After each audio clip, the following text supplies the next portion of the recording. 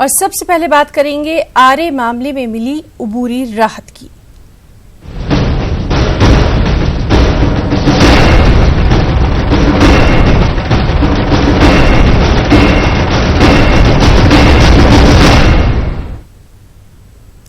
जी हां, metro project के लिए मुंबई की आरे कॉलोनी में दरख्त काटने के मामले में सुप्रीम कोर्ट में सुनवाई हुई। अर्जी गुजारों को उबूरी राहत मिल गई है। अब 21 अक्टूबर तक आरे में दरख्तों की कटाई नहीं की जाएगी। वहीं सुप्रीम कोर्ट ने मामले में महाराष्ट्र हुकूमत से जवाब तलब किया है। वाज़ेह रहे कि बीएमसी ने आरे कॉलोनी में 2600 पेड़ों को काटने की मंजूरी दी थी, जबकि आरे कॉलोनी के जंगल में 27 छोटे छोटे गांव भी आबाद हैं।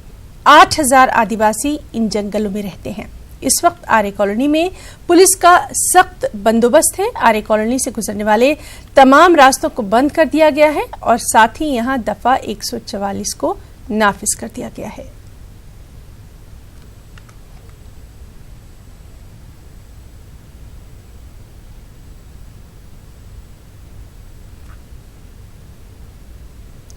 और महाराष्ट्र हुकूमत को सुप्रीम कोर्ट में मौक़िफ़ रखने वाले वकील निशांत ने न्यूज़ 18 से खास बातचीत की।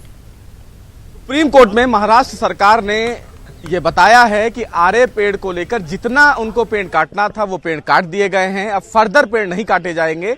हमारे साथ एडवोकेट निशांत है जो महाराष्ट्र सरकार का पक्ष रख रहे थे। सर, सुप्रीम कोर्ट का जो आदेश है वो क्या है और जो नोटिफिकेशन की बात बार बार कही जा रही थी उस लैंड को लेकर क्या है?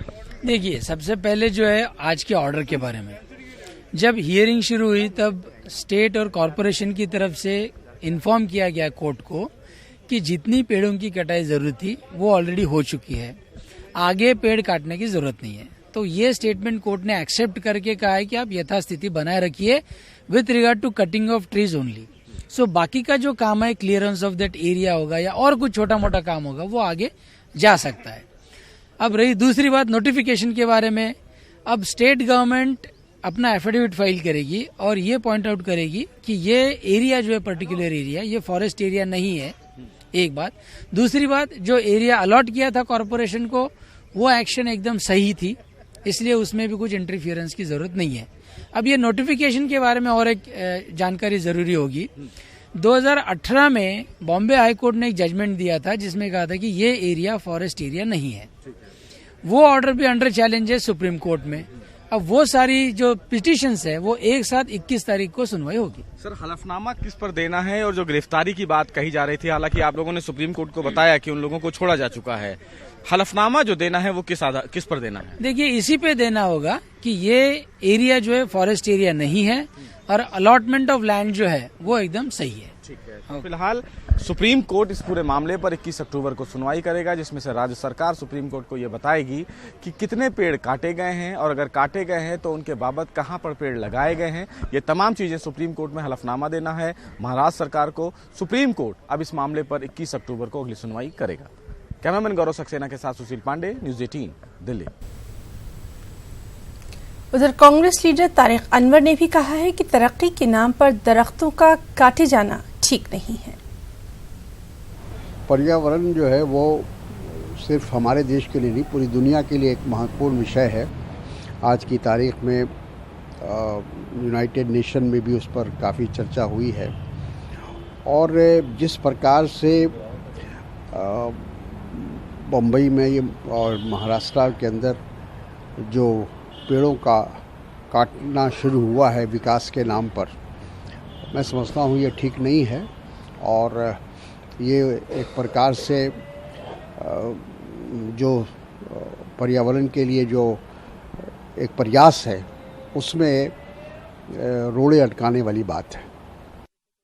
और वहीं मुंबई की आरे कॉलोनी में कई दिनों से मेट्रो के लिए कार शेड बनाने के लिए दरख्तों की कटाई का मामला सुर्खियों में है। आज सुप्रीम कोर्ट से दरख्तों की कटाई पर 21 तारीख तक का स्टे भी मिल गया, जिस पर एमएलए ओहाड ने कहा कि महज इलेक्शन के दिन तक ही स्टे मिला है ताकि पुरअमन तरीके से इलेक्शन हो जाए, लेकिन ये अवाम के साथ धोखा है और रियासती सरकार ने कोर्ट को गुमराह किया है। 21 अक्टूबर तक दी गई स्थगिति के ऊपर मैं बहुत ज्यादा खुश नहीं हूं। कहीं ऐसा तो नहीं है कि 21 अक्टूबर तक महाराष्ट्र के चुनाव है तब तक शांति रखने के लिए कोई निर्णय लिया गया है? मुझे शक है। अगर स्थगिति ही देनी थी तो पूरा सुनवाई के लिए स्थगिति देते। यह आंदोलन अगर शांत हो गया कि चलो स्थगिति मिल गई तो कुछ नहीं होगा। यह आंदोलन से भड़की हुई जनता, अंगार दिखा रही जनता, यह सर्वोच्च न्यायालय को भी दिखनी चाहिए, तब जाके सर्वोच्च न्यायालय समझ लेगा। पब्लिक क्राई नाम का एक जजमेंट रहता है, उस जजमेंट में पब्लिक का जो ओपिनियन है उसको अहम महत्व दिया जाता है। कल रात को 12 बजे जेल के दरवाजे खोल के उन लोगों को बाहर निकाला गया जिनको पुलिस ने हिरासत में लिया था। कभी आपने सुना है जिंदगी में कि 12 बजे जेल के दरवाजे खुलते हैं? मुझे मालूम है, मैं बहुत बार जेल में गया हूं। 6 बजे के बाद जेल के दरवाजे खुलते नहीं है, लॉक लगा के उन कैदियों के भी अंदर डाला जाता है और उधर भी लॉक लिया जाता है। 12 बजे कैसा खुला? इसकी वजह यह है कि यह सरकार जनता से डरती है, कोई भी सरकार जनता से डरती है। और इस सब के बीच महाराष्ट्र में असेंबली इंतखाबात के घमसान के बीच उद्धव ठाकरे का बयान आया है। उन्होंने कहा कि अभी सियासत से उन्होंने सुबकदोशी इख्तियार नहीं की है। उन्होंने एक निजी चैनल को इंटरव्यू के दौरान कहा कि इस इंतखाबी तूफान में सारी पार्टियां जड़ से उखड़ जाएंगी। बीजेपी से ताल्लुकात अच्छे जरूर हैं, लेकिन महाराष्ट्र में सिर्फ शिवसेना का ही वज़ीर आला होगा। उद्धव ठाकरे ने कहा कि राम मंदिर का मुद्दा शिवसेना के लिए चुनावी मुद्दा नहीं है। हम इस मुद्दे को उठाकर सियासी मुफाद नहीं चाहते। अयोध्या में शिवसेना के कदम रखते ही राम मंदिर पर यौमिया समात शुरू हो गई है। शिवसेना का यकीन है कि राम मंदिर जरूर बनेगा। और अपने बेटे आदित्य ठाकरे को वज़ीर आला के ओहदे पर फायज करने के मामले में उन्होंने कहा कि अगर शिवसेना चाहेगी तो उन्हें भी कोई एतराज नहीं होगा।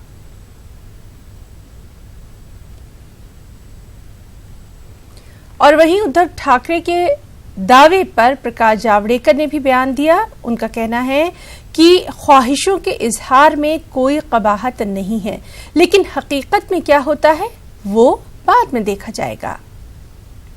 है कि अगर सूबे का कोई मुख्यमंत्री होगा तो वो शिव सैनिक ही होगा। तो इच्छा व्यक्त करने में क्या बुराई है? वास्तवता क्या होगी वो बाद में देखेंगे। चलिए, महाराष्ट्र असेंबली इंतखाबात के पेश नज़र वेलफेयर पार्टी ऑफ इंडिया ने अपना मंशूर जारी करने का ऐलान किया है। हमारे नुमाइंदे मोहिउद्दीन ने सियासी मंशूर के मुतालिक वेलफेयर पार्टी ऑफ इंडिया के महाराष्ट्र के सदर सलीम शेख से खास बातचीत की। महाराष्ट्र इंतखाबात के पेश नज़र वेलफेयर पार्टी ऑफ इंडिया ने अपना एक मंशूर जारी किया है। इस मंशूर में क्या बातें हैं, क्या नुकात है और किस बुनियाद पर जो है वो वोट देने की अपील की गई है। हमसे सीधे बात करने के लिए यहाँ पर मौजूद है सलीम शेख साहब, जो कि welfare party of India Maharashtra के प्रेसिडेंट हैं।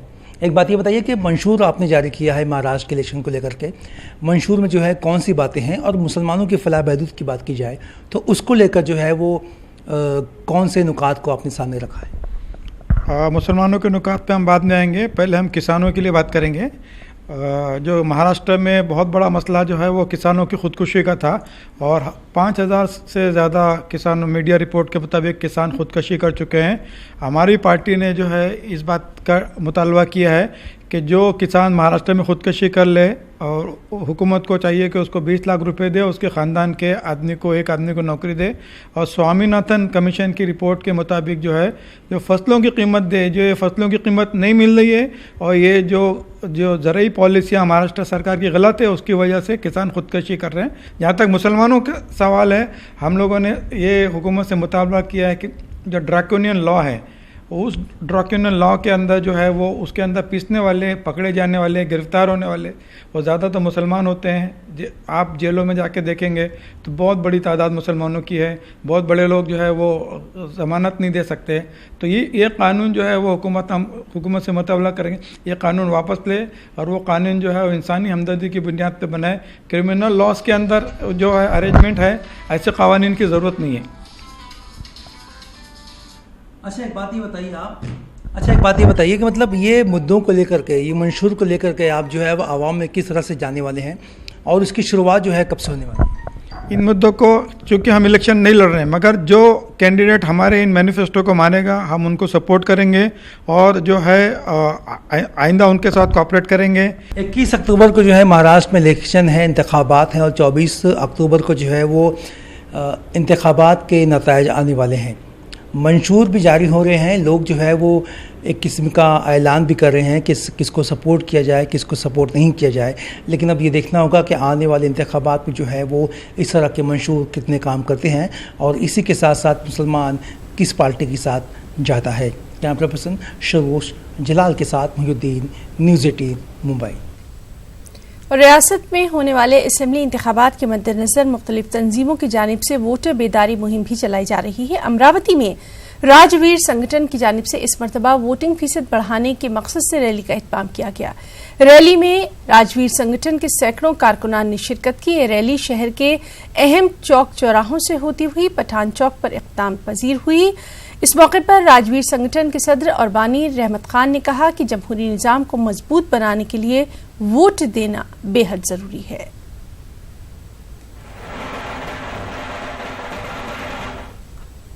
और महाराष्ट्र में असेंबली इंतखाबात की गहमा गहमी है। आज पर्चा नामजदगी वापस लेने का आखिरी दिन रहा। अब किन किन के दरमियान मुकाबला होना है, ये तस्वीर वाजे हो चुकी है। मालेगांव सेंट्रल हल्का असेंबली में पर्चा नामजदगी दाखिल करने से पहले ही उम्मीदवारों की तशरीही मुहिम उरूज पर है। यहां पर कांग्रेस और ऑल इंडिया मजलिस इत्तेहादुल मुस्लिमीन ने अब तक 100 के करीब कॉर्नर मीटिंग और मालेगांव के अलग अलग चौक चौराहों पर तशरीही जलसे मुनक्किद किए हैं। कांग्रेस ने अब तक 70 से ज्यादा तशरीही जलसे मुनक्किद किए हैं। समझा सके कि विधानसभा का चुनाव ये विधिमंडल जहाँ पर महाराष्ट्र का कायदा बनता है, कानून बनता है, इसके लिए आपको वोट करना है, ना कि कारपोरेशन के मसाइल को लेकर वोट करना है। इसके लिए हम लोगों को आवाम को समझाना पड़ता है। इसके लिए हम लोग को ज़्यादा है सभा लेकर और आवाम तक हमारी बात पहुँचाने का ये एक ही माध्यम है और एक ही रास्ता है। इसके लिए हम लोग ज़्यादा सभा लेते हैं। बखूबी वाकिफ़ है, पूरा शहर बुनियादी सहूलतों से परेशान है। इन तमाम मुद्दों को लेकर, कांग्रेस की नाकामियों को लेकर हम आवाम के बीच में हमारे जलसे के माध्यम से जा रहे हैं और लोगों को इस बात को बता रहे हैं कि कांग्रेस ने इस शहर में किसी तरीके का कोई विकास काम नहीं किया। सिर्फ और सिर्फ कांग्रेस के जितना भी सत्ता का साल रहा, भ्रष्टाचारी में कांग्रेस मुलविस रही। अकोला में मूंगीलाल बाजोरिया मैदान में जारी गरबा में 2 ग्रुपों के दरमियान तनाज़े से माहौल में कशीदगी देखी गई। हालांकि पुलिस ने हालात पर पूरी तरह से कंट्रोल करते हुए लॉ एंड ऑर्डर को बनाए रखने की भरपूर कोशिश भी की। एक रिपोर्ट। इंतखाबात और त्योहारों के दरमियान अमन कानून की सूरत हाल को मुस्तहकम बनाना महकमे पुलिस के लिए एक चैलेंज बन गया है। अकोला के मूंगीलाल बाजोरिया मैदान में दुर्गा उत्सव के दरमियान जारी गरबा में 2 ग्रुपों के दरमियान जमकर तसादुम हुआ, जिसमें कई अफराद जख्मी हो गए। इस दौरान पुलिस को हल्का लाठीचार्ज भी करना पड़ा। वो अंदर सैकड़ों रात में जूता पहन के आएगा, तो उसको बाहर निकलने के लिए बोले, हमने जूता निकाल के आया तो बाहर आया हो और हमने डायरेक्ट झगड़े करना शुरू कर दिया। रैप्टर्स मारा उन्होंने, जूता निकालने के लिए बोले उसको। अच्छा। तो पहले अंदर उन्होंने हमारे को मंदी को मारा उन्होंने। अच्छा। तो फिर बोला कि बाहर निकल बोले। उधर इंतखाबात के साथ साथ त्योहारों में अमन शांति बनाए रखने की आवाम से अपील की जा रही है। हर इलाके, मोहल्लों और देहातों वगैरह में पुलिस अमन कमेटी की मीटिंग तलब कर लोगों से ताउन की गुजारिश कर रही है। पुलिस डिपार्टमेंट के लिए ये तो चैलेंज का विषय है, लेकिन हमने पूरी तैयारी की है। इस संबंध में हमने लोगों को साथ में जोड़ा है, लोगों के सहकार्य से और हमारे जो पुलिस फोर्स है इनके सहकार्य से हम ये उत्सव और ये इलेक्शन ये पूरी तरह शांति से उत्सव विसर्जन ये शांति से पार पड़ने के लिए लोगों को आह्वान किया है कि मेरुनक के दरमियान कोई भी दारू पी के ना आए। 8 अक्टूबर को दशहरे का जुलूस निकाला जाएगा, जबकि 10 अक्टूबर को दुर्गा उत्सव का जुलूस निकाला जाएगा। इंतखाबी मुहिम के सभा और मीटिंगों से त्योहारों के दरमियान इस तरह बरतने की हिदायत दी गई है। न्यूज़ 18 उर्दू के लिए अकोला से रिजवान खान की रिपोर्ट। मुल्क भर में दुर्गा पूजा की खूब धूम है। मुंबई में भी दुर्गा पूजा के पंडालों में अकीदतमंदों की भारी भीड़ देखी जा रही है। जुहू में वाक़े एक दुर्गा पंडाल में रोशन परिवार यानी रोशन खानदान भी पहुंचा और दुर्गा माता की पूजा अर्चना की दर्शन किए।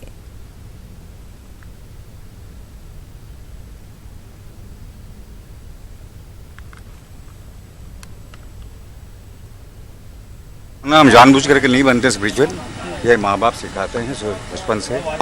और दुर्गा पूजा से हमारा ऐसा रिश्ता है दुर्गा माता से कि मेरी माँ जो है वो बंगाली थी, तो हम बचपन से ही दुर्गा पूजा बनाते आए हैं।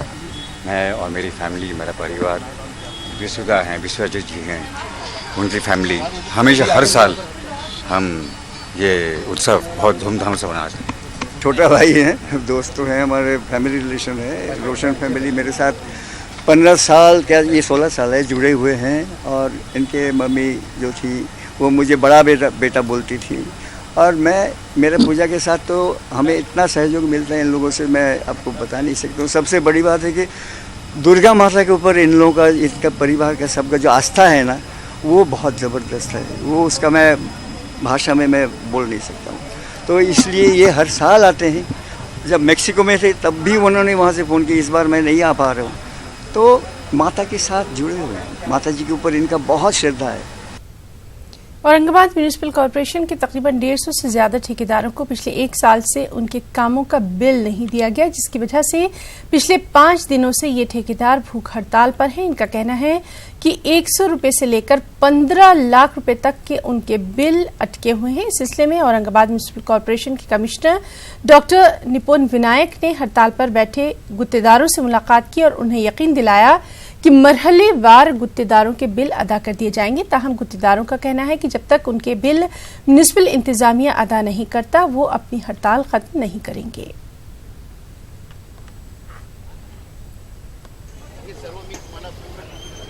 जो है कोई दिमागी बीमारी है, कुरैशी साहब हैं, हमारे इरशाद भाई है, तो उससे बोला है मुतसिम बिल्लाह।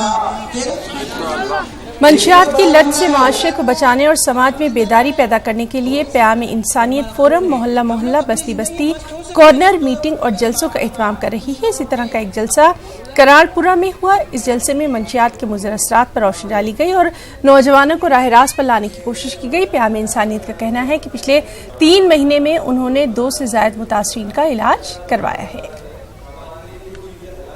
कर्नाटक कानून साज काउंसिल में LOP के ओहदे के लिए CM इब्राहिम को नामजद करने का मुतालबा तेज होता जा रहा है। काउंसिल के LOP ओहदे के लिए पुराने कांग्रेसियों और नए कांग्रेसियों में मुसाबकत देखी जा रही है। बताया जाता है कि सिद्धारमैया CM इब्राहिम के नाम को मंजूरी दिलाना चाहते हैं, वहीं मल्लिकार्जुन खड़गे KC कोंडैया के नाम की सिफारिश कर रहे हैं। और कांग्रेस के अक़लियती लीडरों का कहना है कि इस बार CM इब्राहिम को काउंसिल का LOP बनाकर मुसलमानों को सियासी नुमाइंदगी देने का कांग्रेस के पास सुनहरा मौका भी है। इससे मुसलमानों में कांग्रेस के तई अच्छा पैगाम जाएगा। अक़लियती लीडरों का कहना है कि बीजेपी जैसी हुकूमत को घेरने के लिए रियासत में CM इब्राहिम से बेहतर कोई दूसरा नाम नहीं हो सकता। सर, इस तरह की खबरें हैं कि सिद्धरामैया कैंप और खड़गे कैंप में ऐसा कोई बात नहीं है। नहीं ऐसा कोई नहीं है। ऐसा कोई मिसअंडरस्टैंडिंग भी नहीं है, ना इत्तेफाक की बात कोई नहीं है। कांग्रेस में सभी नहीं, ऐसी कोई बात नहीं है। कांग्रेस में CLP लीडर तो अभी फिलहाल सिद्धरामैया जी है और KPC प्रेसिडेंट हमारे दिनेश गुंडराव जी हैं।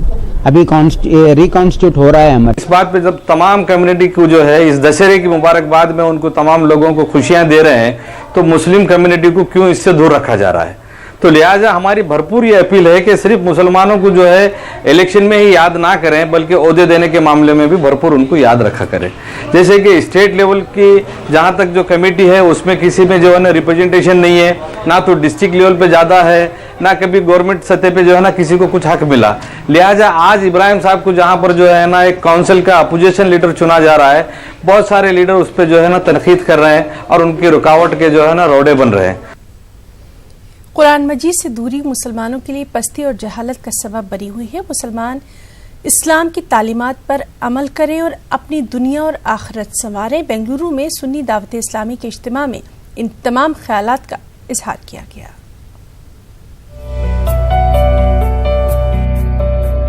बेंगलुरु के कुद्दूस साहब ईदगाह में सुन्नी दावत इस्लामी का 2 रोजा इज्तिमा इख्तिताम पजीर हुआ।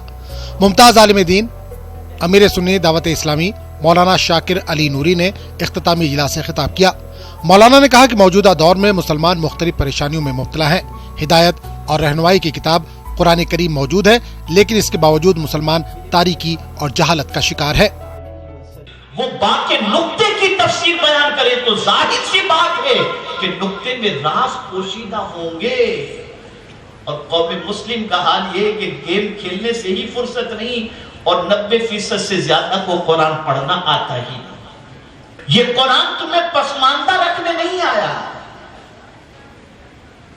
ये कुरान अपने मानने वालों को गैरों के पैरों तले रुंधवाने नहीं आया,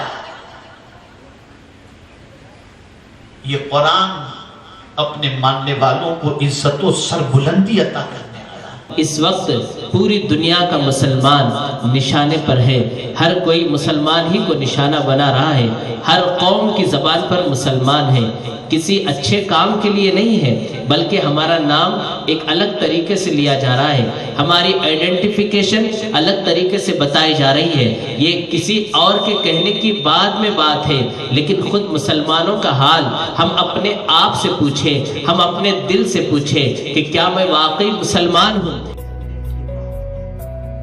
इस मौके पर ऐलान किया गया कि सुन्नी दावत इस्लामी का 3 रोजा आलमी इज्तिमा मुंबई में अगले माह मुनक्किद हो रहा है।